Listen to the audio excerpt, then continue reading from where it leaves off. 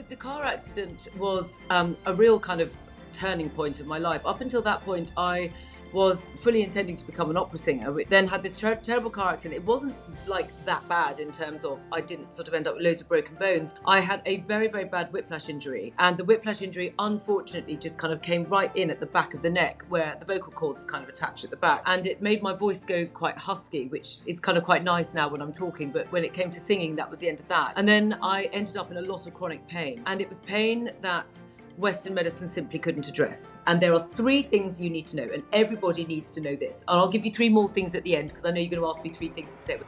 Never mind, that's later. I'll give you another 3 things. Right now, this is what you need to know. And if I drop dead after this, this is all you need to know. 1.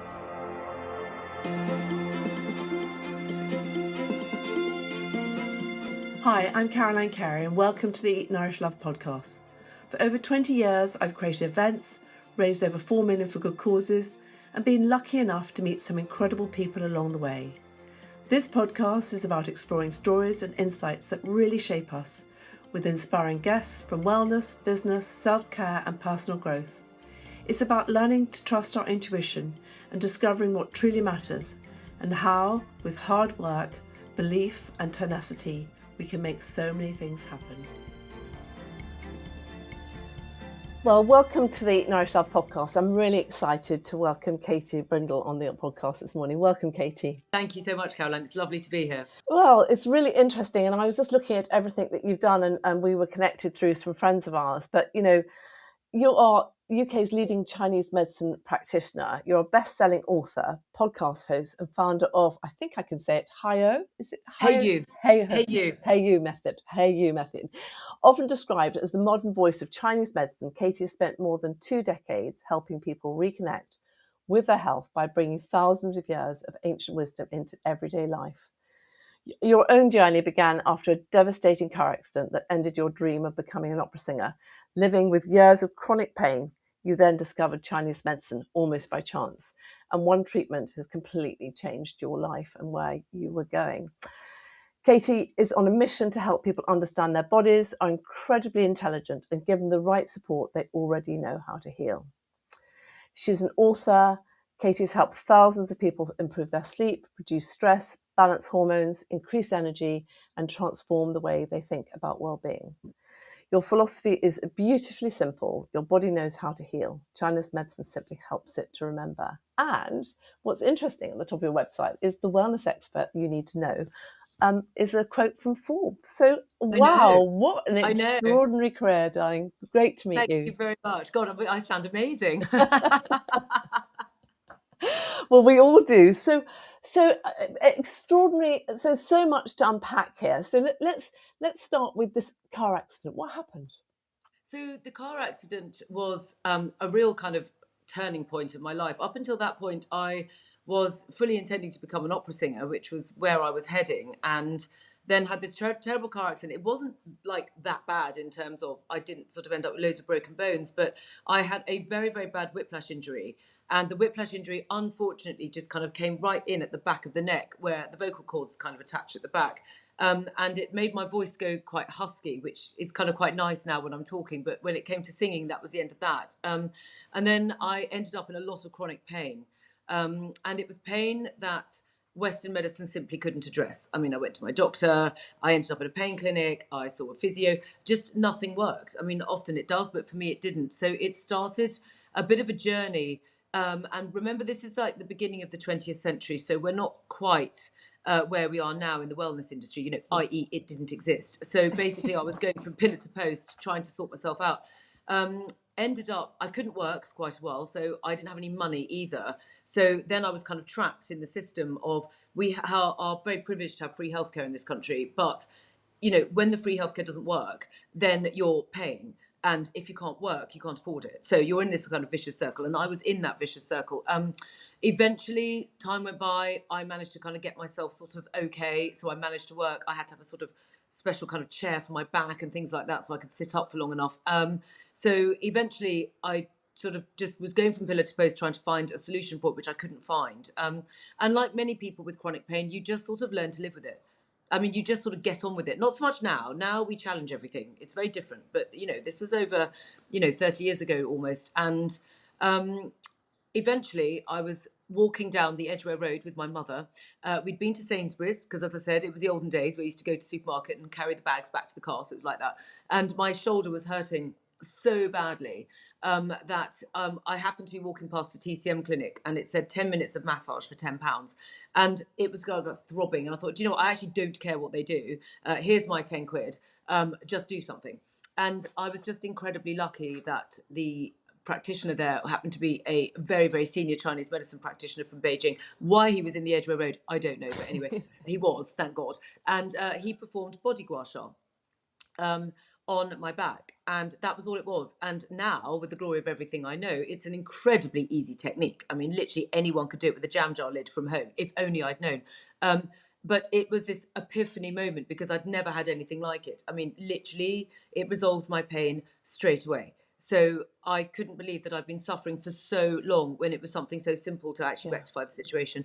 And then I simultaneously had a second epiphany moment, which is I want to know more about this strange healing world that I knew nothing about. Like, what is Chinese medicine? What is TCM? It's all a bit mysterious, sort of weird acupuncture and herbs. And suddenly he's kind of press stroking my back with this weird implement, and yet it's healed me. So I kind of basically came out of there sort of like a changed woman, and I literally changed my life there and then.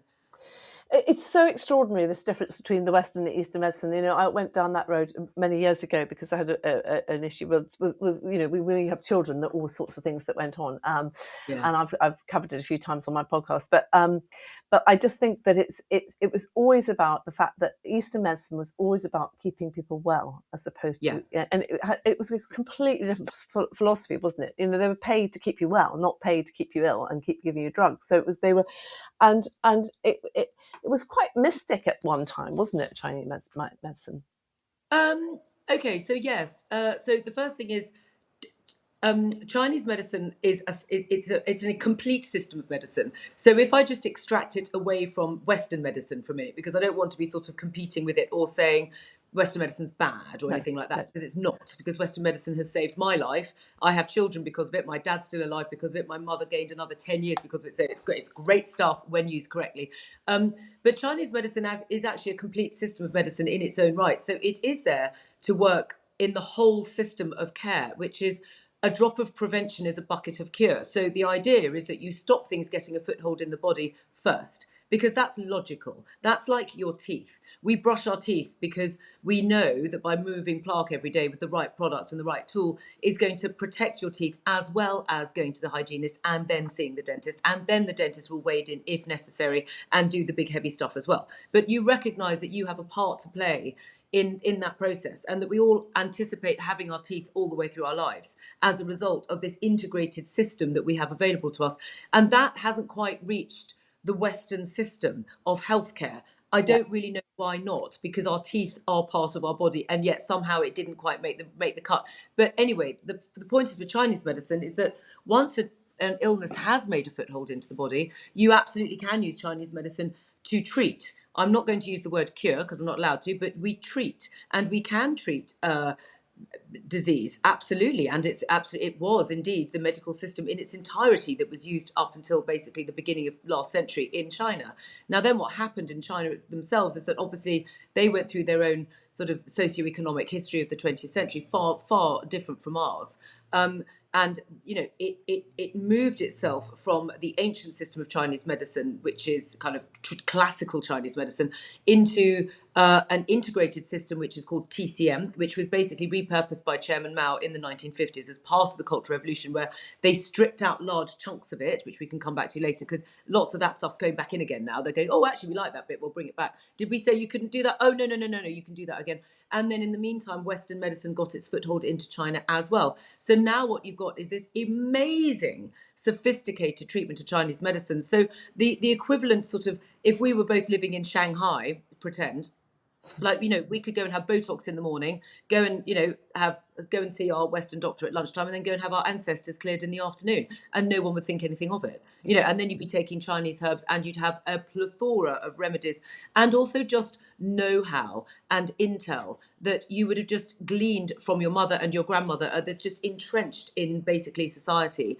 available to you, which we don't have yet. Okay, and yet it's coming. That's what's so exciting about Chinese medicine to me, because the wellness industry's gone bonkers since my story of my car accident. And, I've come into the wellness industry myself and was one of the sort of front runners of it. But now what's happening is I'm looking at Chinese medicine going, we are still worlds away from what's actually available to us. And I think there's a huge appetite for it. And I think thanks to people like you sort of spreading the word, that we will see another massive revolution in the next 25 years of what wellness actually could look like. It's a lot better than just, an aromatherapy massage and a bit of reflexology. What would you like to see? What would you like to see in the future? How do you think that is going to evolve? As you say, through podcasts? I think that's one of the things that's really lovely about these podcasts. It's like a broadcast, isn't it? So you're bringing some, I think it has its pluses and minuses, because like all sort of things, a lot of people, there'll be people out there who are talking about something who may not be the experts in it. So one has to be really careful about it. But I think that, the real messages coming through are so important. Yeah, I totally agree. Gosh, how I would love to see wellness, because the thing about wellness is, it was never supposed to be this complicated. So what's gone wrong, in my opinion, is before we didn't have any wellness at all. Okay, so when I had this epiphany moment, and I had to pay a mortgage, and interest rates were quite high in those days. And my dad went nuts, because he forked out for my education, everything. He's like, oh my God, what the hell is going on here?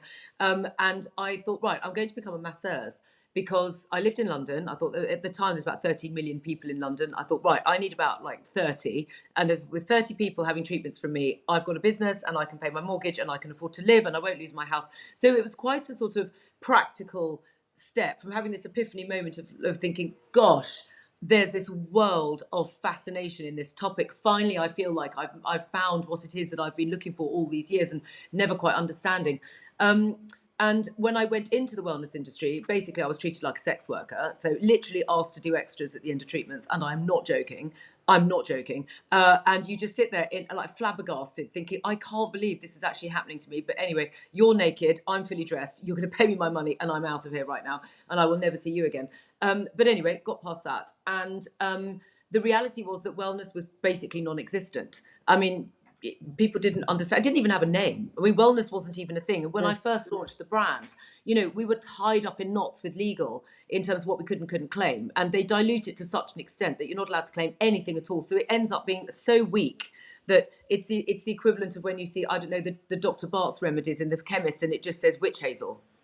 And you're like, well, what's it for? And they're like, you can't say it. You think, oh, for goodness sake, it's like literally like a witch hunt. We're gagged and tied. And then what's happened since then is the internet's gone crazy, Instagram's gone crazy. The advertising standards authorities couldn't possibly keep up with what everyone's claiming. So they've just, but as far as I can tell, seem to have just given up entirely. And now we can just say what we like, and everybody does. And I was kind of launching my brand into this. Then what's happened is all the Me Too's, as I call them, have kind of piled into the market, and they're all saying all sorts of things. And you sort of sit there and you think, well, that's actually not right. That's actually wrong. And then the problem with all of this is that it's meant that something which is supposed to be a solution has now become a problem in itself, because everyone is completely confused. So I sit there in clinic with people sort of being bombarded. So you've got a system of care in the West. A Western medical system has a system attached to it. If you get a bit ill, you go to the chemist. The chemist will give you something over the counter. You take it. If it works, great. If it doesn't, you go to the doctor. The doctor gives you something. If it works, great. If it doesn't, back to the doctor you go, give you something else. Eventually you see a consultant. And through the process you go. It may not work, but the process is in place. If you come out of that process into the wellness sphere, you are in a smorgasbord of people basically saying all sorts of things and bombarding you now with Instagram going, you need creatine, you need olive oil, you need to take a shot in the morning, you mustn't take a shot in the morning, you need to drink tea, you need to drink coffee, you need, I don't know, you need cacao, you don't need cacao, you should eat chocolate, chocolate's now healthy. No, it isn't. You're like, oh my God. Oh, by the way, the scientific study that was available last month is now scientifically proven to be incorrect. It's so true. Right. So LED true.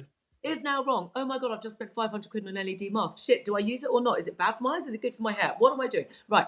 That's what's going on. So I just took a deep breath from all this and went, right, this is just bollocks, okay? And what we need to do is just sit down and relax and just take things back to a system of self-care, which is really what I'm all about, okay? So it's just about sitting quietly and going, right, let's just strip this back to basics. And the great thing is that there is a system in this world which is still intact, despite geopolitics having a good old go at it last century. There was enough people still alive to basically recreate it and translate it into the modern Western world. So it is available to us to be used every day. And there are 3 things you need to know, and everybody needs to know this. And I'll give you 3 more things at the end, because I know you're going to ask me 3 things. Yeah. Never mind, that's later. I'll give you another 3 things. Right now, this is what you need to know. And if I drop dead after this, this is all you need to know. 1, everything starts with your circulation. If your circulation is compromised, you will start to feel symptoms. And the problem is, modern life is basically set up to annihilate our circulation systems. We sit down for too long, we are stressed too much, we are not moving correctly, we think getting to the gym is enough each day. We're not aligned to the natural circulatory system of the world and the planets and the universe. We're not walking around in nature. So that's number 1, okay?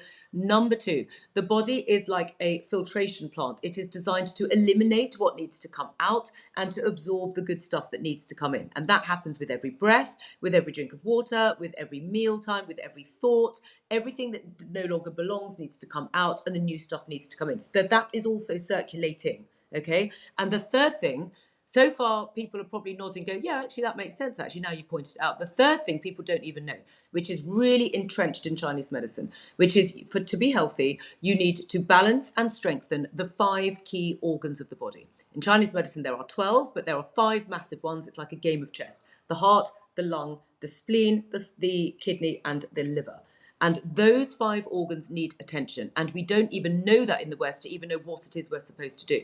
Now that I've just got that clear, so it's circulation, purge and nourish, strengthen the 5 key organs. That's all you need to know. Now, once you've got that in place, then all you need to do is just start working with your body and doing some really simple, basic things that will allow you to feel better straight away.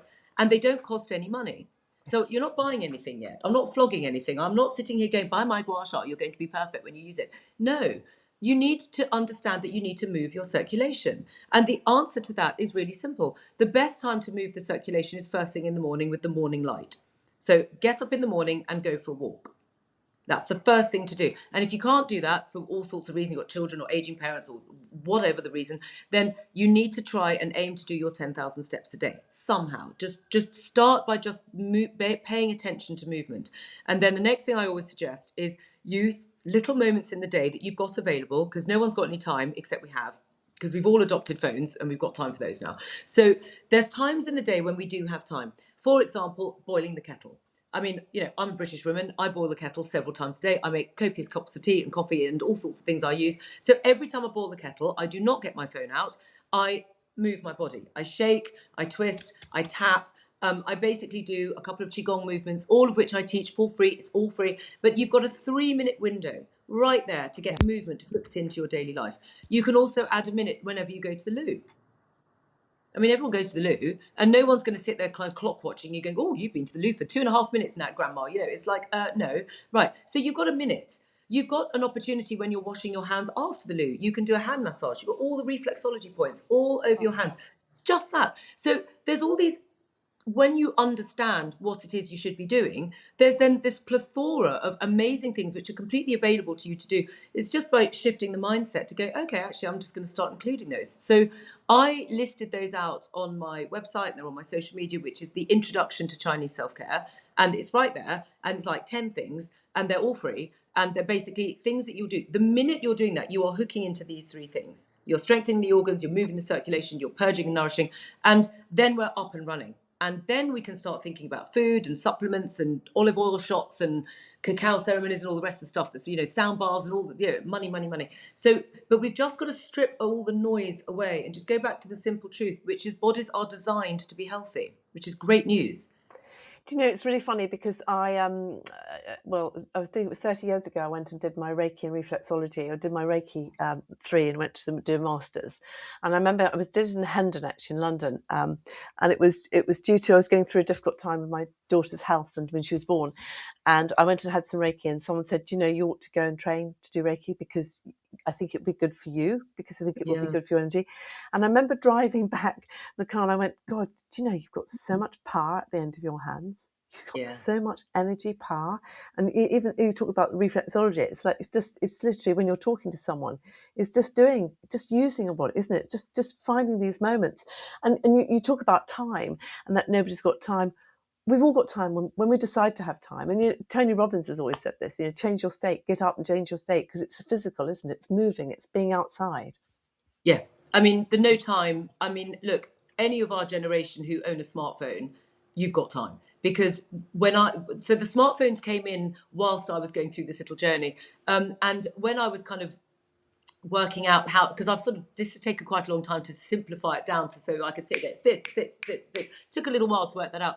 Because what I learned in clinic and learned listening to people in business, because, I was married to my husband, always out and about with insurance people and things. And, they all wanted to sort themselves out, but they didn't actually want to change their habits. They were in insurance. They all wanted to carry on boozing and smoking because it was, it was turn of the century. And, they were not interested whatsoever in giving any of that up. But they wanted to feel better. And, the reality is that people use, I don't have time, it's an excuse. It's basically, it's not a priority to me, is what it actually is. Because I've gone through the phone revolution using my phone a lot, and now I don't use it at all because I don't have time for my phone because I'm too busy doing this. So I'm not on my phone because I'm talking to you, or I'm walking my dog, or I'm teaching something or learning something or reading a book. So those are my priorities. And it's the same. And really, the important thing, and I think it's one of the issues of, especially sort of from the British culture, is we're very privileged to have a free medical system. Now, I'm not going into the politics of it, whether it's good or bad or the ugly or whatever, but it's free. Okay, and that is something which came in at the end of the Second World War, which we were all born after that. So we're used to a free system. Don't think anything of it because that's how it was. Now, the issue with that is that there was, and because it was all so shiny and new and exciting, because Western medicine was going absolute like leaps and bounds in the first half of the whole of the 20th century. It's incredible what you can do now with regenerative medicine and quantum medicine. Oh my God. I mean, it's insane what's available now versus 150 years ago. So what's going on with the free system, which is really effective, okay, is that we just handed over sovereignty. Of course we did. We just basically carried on doing whatever we wanted and go, well, they'll fix it because they were great and it was free. So of course they're going to fix it. Brilliant. Like, God, look at these amazing hospitals. Then we had Florence Nightingale. It was great. Hospitals, the NHS, it's free. It's all, Now what's then happened is there's been issues around a lot of that now. So we now realise that they may not necessarily be able to fix things quite as much as perhaps we could do ourselves. And I'm not saying don't see your doctor, but what I am saying is approach your health and your well-being the way you approach your teeth, because we already have a system of care entrenched in our culture and narrative about our teeth. Yeah, and I think I think one of the most important things that I recognised when we were doing all these was learning about reflexology and all the energy channels, etc. And I think it's the way something is diagnosed, that to diagnose one thing in isolation is madness, because our body works as a whole. It's a whole system, and this is what you're talking about. Is the fact that when you go back to really understand and go, well, just look at it. It's not complicated. Look at how the body has to work. It all has to talk to each other. All these different energy fields and all the different organs, as you say, that they all work with each other when one's out.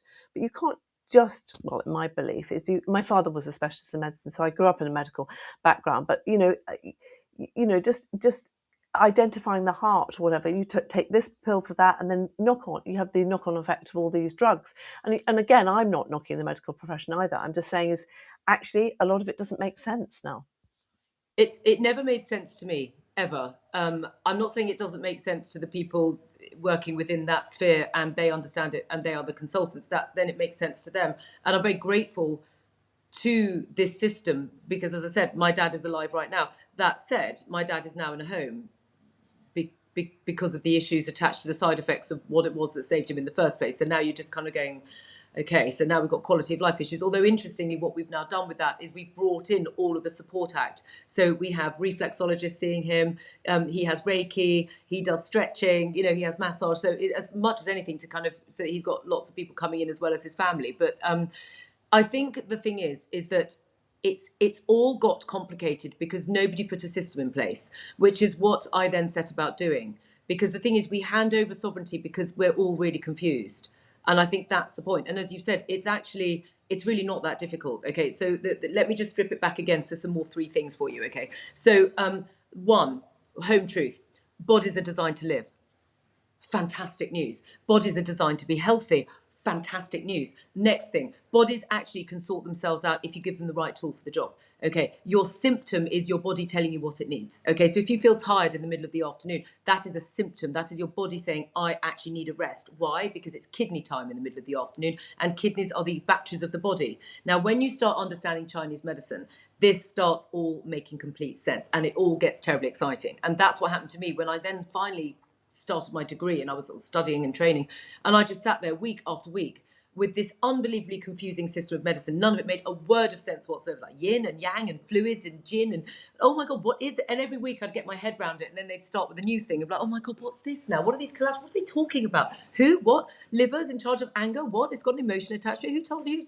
When was that a thing? You know, but once I'd sort of gone through my own confusion with it and worked it all out, then it's actually really, really simple. And that's all you need to know, is that bodies actually, when you give them the right tool for the job, they really can go a long way. Now, I am not saying that somebody with advanced chronic degenerative disease in a very, very advanced format, like my own father, I can't sit there and wave a gua sha crystal at him and go, oh, Dad, use this and you'll be fine. Like, that's not right, okay? But the point is that if you imagine that this is a human body balance, anyone listening, I'm just doing a sort of Buddha, a yoga prayer sort of, you know, in front of my heart. Imagine that is a balanced body, okay? And then just imagine that that's like the kind of hour and minute hand on a clock. And so the further the minute hand goes around from the 12 position, the more imbalanced the body has become because of lifestyle, because of aging, because of the intensity of the illness, because of perhaps it was hereditary. Why is it hereditary? It might be a past life. It depends on your belief system. It could be ancestral. It could even be your own past life needing to be rectified. There's all sorts of high healing things that can come in. But the point is that wherever you are in your journey, you will be at what I call the healing pivot. And the healing pivot is where your body unravels and you can rectify it there. Now, not everyone's healing pivot is the same. The further into the process you've gone, the more you need to do to rectify it. So what we then try and do is we layer the system. We start with the really simple stuff, okay? Breathing, moving, scheduling. Okay, one of the key things that I talk about is scheduling your self-care. People don't use their diaries properly. It's as basic as that. If you think back to our school days, you'd arrive, you would have a break, you would have lunch, you'd have a break, and you would leave, and then you'd come home, you'd have dinner, and you'd have bedtime. Okay, that was our system as children. Well, that's because children are human. And then as adults, we've lost that. We don't have that anymore. Most people, if they look at their diary, if anyone watching or listening just gets a piece of paper out and goes, right, when did I eat lunch this week? Well, each day, did I eat lunch, breakfast, lunch, and dinner at the same time every single day? And I expect most people will say, no, I didn't, because our lives are so busy that we're flying around here, there, and everywhere, and that we're not as regulated as we should be. But that's what your body wants. Does everyone have a bedtime? Are people in bed asleep by 10:30 at night, which is when you should be, because you need to be absolutely in deep sleep by the gallbladder time, which is at 11 o'clock at night, because that's the most yin time of day, and that's when the body needs to nourish itself most profoundly. And most of us are still on our phones and on our screens, and we're not equally then following the seasons, knowing that we need to go to bed earlier in the winter because you should be getting up later in the winter. You need more sleep, but we can't get up later because the way that society has been presented to us is that you've got to get up and get to school and get your kids out and get to work, and you've got to be up, got to get up.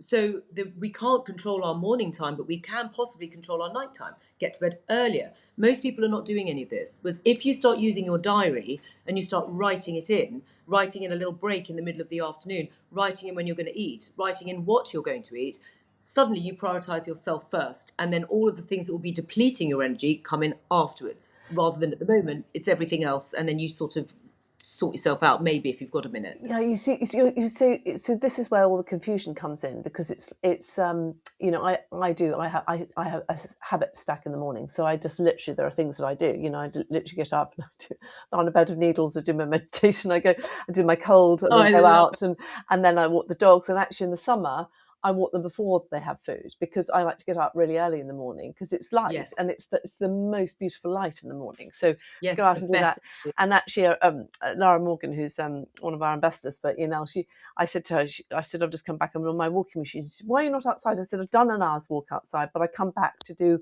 walking on a machine just because I'm just working on my gait to make sure I'm Yeah. walking from my you know, from the gluten, and anyway, from the core, just because I've got a bit of an issue on my knees, and so it's just so funny. So then I listen to my podcast, and there's things like, you know, I and love it. it's just, it's like, and I journal, and people go, how have you got the time? I just go, because I actually put my headphones in a little bit in the morning, and I just go, no one takes me out of this. This is this is my zone. This is where I go. And it's interesting what you talk about is the fact that you should eat at the same time every day. Is that Yeah. important? Yes, it's Yeah. so important. It's like literally, it's basic. I mean, and the fact that we're even talking about it shows how completely off whack we are as a society. We're two experts, and it's a really good question. It's like, should we eat at the same time every day? And I'm like, yeah. I mean, you're like, you've just mentioned your dogs. I bet they are telling you when it's that my dog's literally just looking at me when I just said the word dog. When I bet they're like sniffing around you at whatever dinner time is. Absolutely. Their body clocks are going, hang on a minute. You know, people always say, dog owners, you know, you can literally set your watch by dogs. And interestingly, Chinese medicine says, if you want to understand humans, observe animals. Now, what's interesting is the dog is an animal which is very connected to the earth energy. And it's a connection that we as humans are losing rapidly since the Industrial Revolution, and since the tech revolution that we are living in right now. It's gone worse. I mean, I'm constantly saying to the kids, the world has literally gone completely mad. I mean, completely mad. I mean, it's just insane, the level of things that I have to sit there and go, okay, I'm going on holiday. Is there a building site? Are the hotel doing construction works whilst I'm there? Because it's going to impact my relaxation. They look at you like, well, yeah, they are. Like, what are you moaning about? And I'm like, because I can't relax if I've got someone drilling next to my bed, you know, and it's crazy. Anyway, the point is that dogs connect to the earth still. So we only need to observe what they do and note, and we should be doing the same. So dogs will eat at the same time. They will want to eat at the same time. They want their routine. They like going to bed at the same time. I remember when I first had my first doggy with my husband, and you know, if we ever had a party at the house, our dog Pomps would get really cross with us. He'd be like, "Oh, what time do you call this?" You know, like, because we were still up dancing downstairs, and he'd be like, literally sat at the bottom of the stairs going, "It's my bedtime," you know. But as humans, you kind of forget about that. But it's paramount that we do the same thing at the same time. It is about regulating the body, and regulating the body means the body systems are supposed to be regulated in order to be healthy. I mean, you know, we are human at the end of the day. I know we're in this really weird moment right now between sort of human and AI and machines, and like what is the role of the human right now? But the point is that we are human. We are only human, and we need our system. The best way to see how healthy you are, if you've removed yourself from the feelings of being healthy, which I think you and I are very attached to, so we know what a good body feels like. But if you're not sure, just observe your bowel movement. Your bowel movement should be regular, and it should happen. You should get up in the morning, go for a walk, need to evacuate your bowels, and the bowels should be formed. It should sink and it should be formed. It shouldn't be sloppy. It shouldn't be hard. It should be easy to come out, and it should be regular at the same time every day. And if that's not happening, then your body needs regulating, and that is the simplest trick in terms of understanding what's going on inside. Let's come back to some of the things. Garsha, you talk about this treatment that you had on the shoulder right back. Can you just explain that? Yes. So gua sha is a ancient massage technique which has been used in Chinese medicine for millennia, and it made its way into the West largely. I mean, I think I was one of the key people that certainly brought it into the UK. It all sort of happened at once. Suddenly I was like peddling it, going on, and then suddenly it just exploded into COVID, and then everybody was doing it. But what was going on was actually I actually happen to have one here purely because I'm going away after this, so I was packing my bag. So this is a beauty gua sha. This is where the world is like, yeah, sculpting, chiseling, looking 10 years younger, the Eastern facelift, this all went bonkers. But there is an identical tool to this, which is made of copper, and that's body gua sha. And I launched that at the same time as the beauty gua sha, and no one cared. No one cared. No one cared. Literally, I couldn't get any press on it at all. Everyone wanted this shiny, sexy tool, and everyone was interested in beauty. But the body, which has got all sorts of scientific studies behind it, which is absolutely amazing. Body gua sha clears inflammation, increases microcirculation by up to 400%. And remember, the thing that I first said, circulation is everything. So if you've got pain in your shoulder, if you've got body pain or bad knees, you've got to get the circulation moving to it. Okay, that's the whole concept of PRP. Get that blood in there, because the blood brings the nutrition, the blood brings the healing. And almost always what's going on with pain is that there is an absence of blood. There's either too much of it and it's blocked, or not enough of it and it's deficient. It's going to be one or the other. Sometimes it's both, weirdly. Okay. Yeah. How do you use it? How do you use the body gua sha? I mean, just pretend this is made of copper, guys, because I've just literally I probably should have brought all the tools down before I started to talk to you, but never mind, it doesn't matter. So this is the tool. It looks exactly the same. It's made of copper. And you do the same thing. So let's just say I've got RSI, okay? So here's my wrist and it's hurting, okay? And there's nothing they can do for it, blah, blah, blah, carpal tunnel syndrome, okay? So basically, you just put some oil onto the area, you take the tool and you just press and stroke over the area, and that is going to bring it up. Red, yeah. And let me do the other side. Hang on. So people not who are listening to this, so yeah, Katie's just showing how to use the tool, and yeah. I'm literally just press stroking the tool over the area. I haven't actually got the oil on, which is what you should do, but there's literally, just go to my content and the Hey You method and you will see thousands of videos of me doing this. So so just watch it later when you're able to have a look. But basically the technique, gua means press stroke and sha means flush. Okay, which is the red flush that comes up as a result. And that flush is basically showing you that the microcirculation is coming up to the surface of the skin and you are moving the stasis, or you are nourishing the deficiency. Either way, you get a movement. And that is literally what the Chinese doctor did to my whiplash. And it came up the most revolting shade of purple. I mean, literally, if I'd had a mobile phone in those days, it would have been like, oh my God. But that is classic. If you Google gua sha whiplash injury, a whole load of disgusting photos will come up. But better out than in, because that was my pain. Okay, and you want that flush. It's a bit like cupping, but it means you can do it. I was going to ask you about cupping, yes, because I actually love cupping. I love cupping is so good for you. And by the way, this exact moment in time, because it's like the peak of hot summer right now, it is a very, very good time to do flash cupping on the body. So if anyone's got a Chinese doctor in them, just go and, I mean, there's always contraindications, so just triple check. But like 80% of people, cupping is absolutely brilliant at this time of year, because you want to use, you want heat. Heat protocols at the moment are a really good idea. So flash cupping, which uses fire to pull the oxygen out of the cup to put it on the back to create the suction, is a really good protocol for any kind of lung issues or rheumatoid issues, arthritic issues, any kind of sort of heat-related conditions in the body. If I'm starting to get a bit technical now, just message me and go, I've got this, can I use it? And I'll tell you. It's okay. I'm not Trini, I'm not that big. I can answer all my messages. so let's just go to hot and cold, because so there are some big things going on at the moment, as you say. You've got the fasting, you've got the cold, you've got and I know it's very different in the Chinese medicine. You've got the cold, you've got take all these supplements, creatine and things like that. There's so much bombardment of this stuff. Where do you come with the hot and cold? Do you mean hot cold bathing?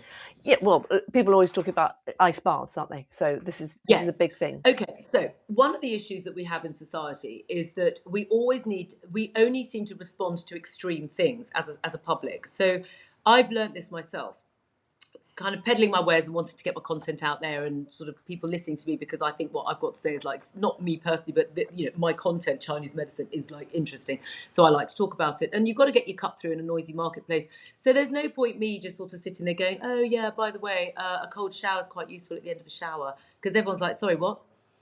So what has to happen is someone like Wim Hof has to come along and go, right, everyone, look at this. Let's start doing these crazy things. And everyone goes, wow, look at that. Oh my God, that's horrendous. Oh my God, have you seen this? Forward, scan. And then bam, it engages. And then you get the wildfire effect. So the reality is that extreme is good for some people. Okay, but not everybody. And this is why we have to strip it back. So hot cold is really good because it hooks into the first two principles of care, which is what we've already talked about: circulation and purge and nourish. Okay, so hot cold is brilliant for both of those things. And as a result, what happens by basically clearing the sort of the tank, so to speak, of the body. Imagine your body is like a giant great river complex, all kind of swilling around, okay? If it gets a bit silted up, that in turn will also impact the 5 key organs, which basically are responsible. They're like high command here, kind of responsible for everything in the body. So in Chinese medicine, that's what's going on. Now, if those riverbeds are a bit silted up with, I don't know, a crap 1970s diet and like a load of stress at work and commuting and pollution and not kind of eating on the right and a divorce and stress with one's children while stressed at work and not getting enough sleep for about a year because we were dealing with an aging father, blah, blah, blah, okay, then that's all going to get silted up, which then in turn makes you feel ill and impacts the 5 key organs, which means those 3 touch points, which are essential to your health, are all being compromised. So if you use a system which is going to radically improve the circulation quickly, that's going to make you feel better. Yeah. Okay, the Romans did it. Okay, it's basic Turkish baths. Turkish baths are Roman baths because Emperor Constantine took it off with him, and it stayed there for different religious purposes. But basically, you know, the Romans were going to bathhouses pretty much every day. That's where business was done. They used to hang out there. We've got the banyas over in Russia. You've got the Piets in Eastern Europe. So it's still very entrenched in society. And by the way, we back home in Britain, you know, we used to wash in cold water. Like when we washed, I mean, we didn't have bathrooms in the olden days. You know, my grandparents didn't have a bath. They had an outside toilet. They were poor. Okay, they didn't have it. They didn't have. My gran had to boil the water. So I know they were really quite poor. But the point is that, you know, we didn't have all this stuff. Okay, bathhouses were part of society. Okay, so but not everybody should be doing extreme hot and cold. If you're weak and ill, an extreme sauna followed by someone throwing ice buckets all over you is probably going to kill you. Okay, or if you've got a history of heart disease, there's contraindications to all of this. So it's all about thinking about yourself, okay, and just looking at yourself and just going, okay, how does hot cold, what's that going to do for me? So the most important thing is if you're healthy and robust, it will help you because it's a good thing. It's contrast therapy, which is going to get the circulation because the hot softens everything up and the cold shocks it all through, and then it allows the body to kind of clear out the debris. So it's going to work. But if you're not very well, then what I always say to people is it's always important to use what we call in Chinese medicine grain of sand therapy, which is little and often. Just a little bit, gently, get used to it. Just do it gently. So I always say to people when they get my tools, it's like, the thing is they arrive in the post and you get all excited and then everyone goes overboard and starts doing like 20 hours of gua sha and has a healing crisis. It's like, look, these tools are going to last you a lifetime. Your bathroom is there hopefully for the rest of your life. So your shower is there. You don't need to go crazy just because Wim Hof's telling you to because he's all strong. So what I always say to people is this time of year is a really good time of year to experiment with hot cold because it's boiling outside and therefore actually a cold shower sounds actually quite appealing. Whereas in the middle of winter, less so. So what I say to people is just fluctuate it a little bit. Just a little bit. And then do the hokey cokey in the shower. There's certain areas of the body which will pick cold up far more sensitively than others. So the legs and the arms are much easier than, say, the upper back and the crown of the head. Okay. The face is actually quite pleasant. So get a bowl of ice and a flannel and feel a cold flannel on the face. Feels lovely.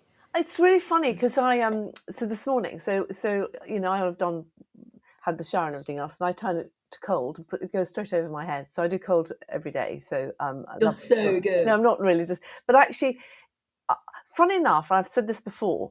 A few years ago, there were just lots of things stress in our lives. And I just read about cold, and I used to do a cold bath every morning for 15 minutes, lie down in the cold bath for 15 minutes, didn't do it in the shower.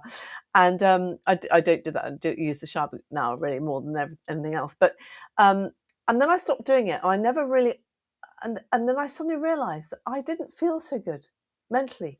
It was not just a circulation thing for me. For me, it works really well for just how I feel.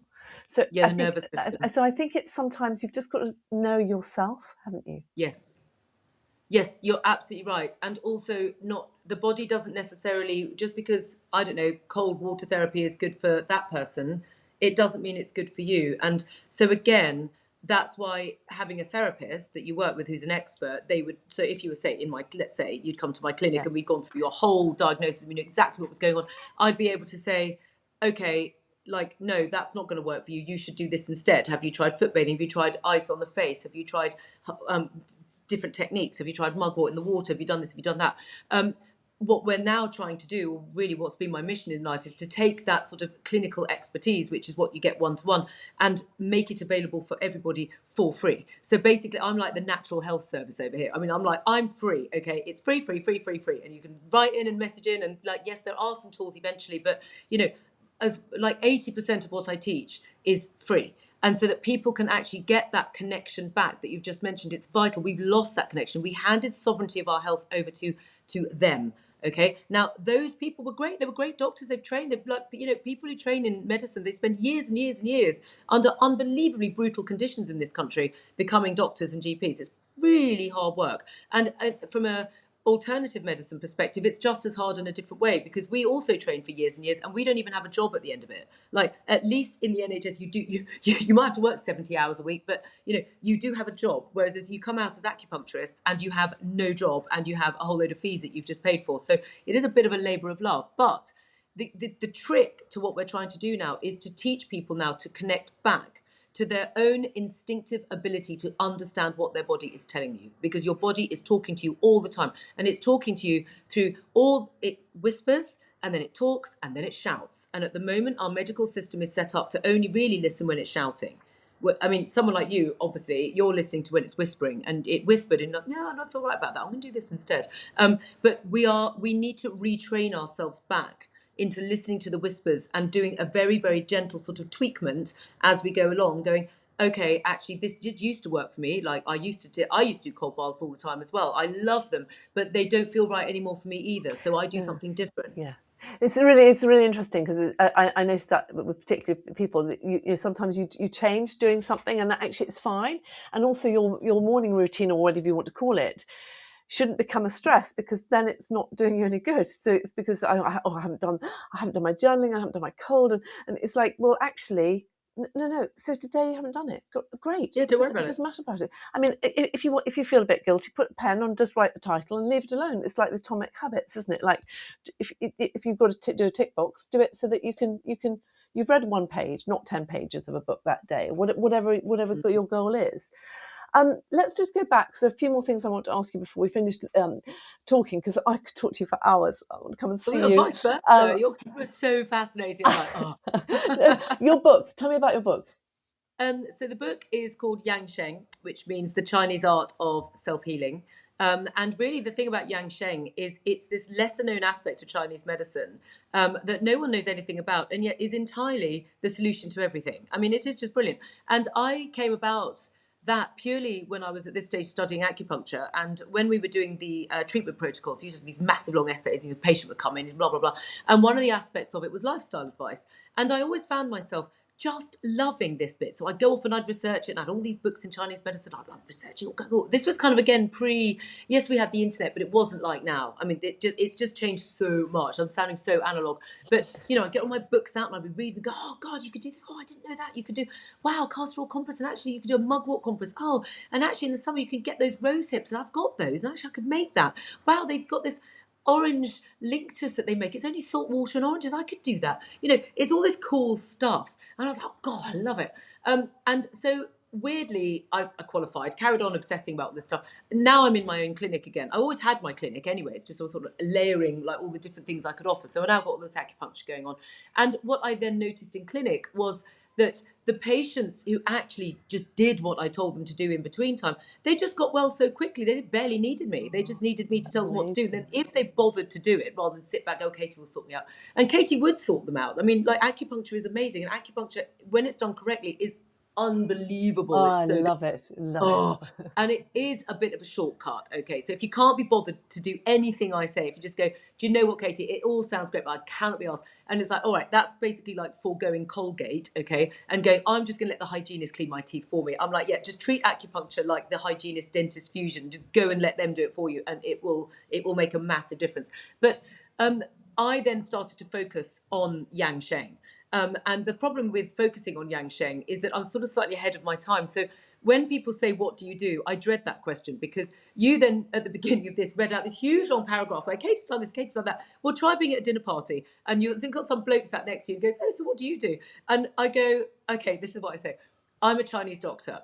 Answer. you don't look Chinese. I'm like, okay, that's quite racist because you don't have to be Chinese to practice Chinese medicine. No one says that to a Western doctor. It's like, oh, you're not, I don't know, Western. I mean, it's like, it's rude. Anyway, so we have that bit. And then it's like, once we've gone past the fact that I'm not Chinese, it's like, no, evidently not. It's then, oh, so do you do acupuncture and herbs? Oh, God, here we go. So I'm like, I did, but not anymore. Confusion. Oh, so you're not Chinese and you don't do acupuncture and herbs. So like, you're weird. So what do you do? I go, I practice Yang Sheng. What's that? It's just like, oh God, it's so ridiculous. But the thing is, it's the lesser known bit. It's annoying that people haven't heard of it, or despite me trying, because everyone knows what Feng Shui is.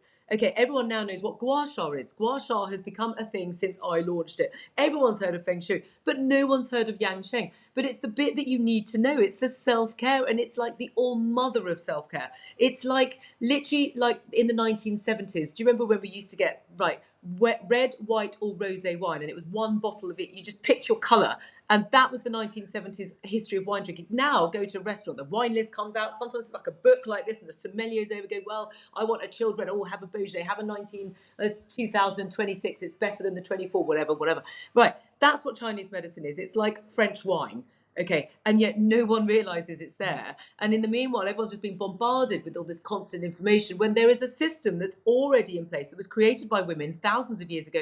It's been tested on billions of people for thousands of years. So there's no chance of a scientific study coming and going, oh, you know that LED mask you spent 500 quid on, by the way, it's now really bad for you. Because it's been there forever, used, time tested, human tested, and you don't need to test on animals, you don't need to do any of that awful stuff. It's just there for us. All we need to do is understand it, which is really the book. So I thought the problem with Yang Sheng is that you need to understand Chinese medicine to understand why they're telling you to do what they're doing. Because the problem is that most people who've written the books are Chinese origin, and it's like describing Santa Claus to them. It's like it's so entrenched in their heritage that it just makes sense. You don't have to explain it to someone that doesn't know what Santa Claus is. So I spent years going, right, I just want to write a book that anyone can pick up, and I want to distill this and unlock this in a really easy way that people can understand quickly with simple things that they can do immediately to make a difference. And that was the book. And it went, I'm proud to say, to #1 before it had even launched. I got an amazing piece of press from the amazing Lisa Armstrong, thank you Lisa, who put it in the Saturday Telegraph, and it sold out on Amazon. And like we hadn't even, it was going live on the Monday, so it had sold out before it even went live, which is quite an exciting thing to say for your book. Oh my goodness, honestly, I feel Lisa. very, very, I did feel very grateful actually for, it was Dr. Louise Newson and a few things I've done with her that led me to someone that she was working with that's led me to you. So I'm just, because we don't know each other, and I'm going to go come and find you. I'm definitely going to come find you, and I'm going to buy your book and things like that. But before we have to leave, just can you leave our listeners with another three things? Another three. You get value out of me. Definitely. Another three things that would be useful to them to know. Yes. So the three things are: you need to breathe. Okay. You need to move. And you need to schedule. And I know I said them earlier, but I'm going to recap back to them because I've learned from PR that you have to say three things and then you have to repeat yourself and say it again. So I'm going to say the same thing again. If you want to look after yourself, so you've understood you've got circulation, purge and nourish, strengthen the organs, and to do that effortlessly and for free, that is what you need to do. You breathe, you move, and you schedule. And that is the baseline of looking after yourself. Before you put any money into your self-care, that is what you need to do. And then everything else, as you use the word habit stack, that's then the next step. Those are the three corner pieces, like the pyramids, of how you begin. Okay, and then you layer on top of that. And if you are not doing that, you are buying your cacao or creatine or whatever you're doing onto shaky foundations, and it won't work. Well, it might work, but you won't know if it's working or not, because you'll be like, well, I don't know. I mean, like, why am I taking it? Oh, because some influencer told me to. So that's really what I would tell people to do. It's the most important thing. And I think the one thing I would love people to leave, and something that you are, you feel very strongly about, is the body is an incredible it's an incredible thing, and it can heal itself. If you give it the tools and you listen, there is so much you can achieve, isn't there? Literally. And it's just, as I said, it's the healing pivot. The further into disease you go, the more you need to do to rectify it back again. It's like an elastic band, okay? And when it's still on the concept of threes, the three things that when people come into my clinic, that the three questions that I will always answer as a practitioner is why me, why this, why now? Okay, that is the question people ask when they get sick. Okay, so, and that is what we need to answer, because there is always an explanation as to why you have got sick, and those explanations are not readily available in the Western narrative, because we've lost our connection sort of to our own sort of human spirituality as well along the way. And the way that I describe that is another three things, which is the body's like a triangle. You've got the physical level at the bottom, which is your physical symptoms. Then it's the emotional body in the middle, which is what you feel, your feelings. And at the top of the pyramid is your spiritual connection. That's your higher self. You can layer in your religious belief systems, but just higher self, okay? It's fine frequency. And we need to look at the whole of that system to answer the question why. Okay, there could be, and so in Chinese medicine you go back 9 generations of your ancestors. So if something's got, so something can be genetic, yes, but it can also be something that an ancestor did that needs clearing. Okay, and that is a standard practice in Chinese medicine, to clear ancestral wounds. It could even be something which I had done more recently, which was angelic Reiki, which was incredible. And I worked with this absolutely incredible woman who pulled up 4 past lives. And you can't change your past lives, but you can slightly tweak the narrative into the outcome of the past life. And you can resolve it in a slightly different way, which then has a massive impact on situations occurring in your current life.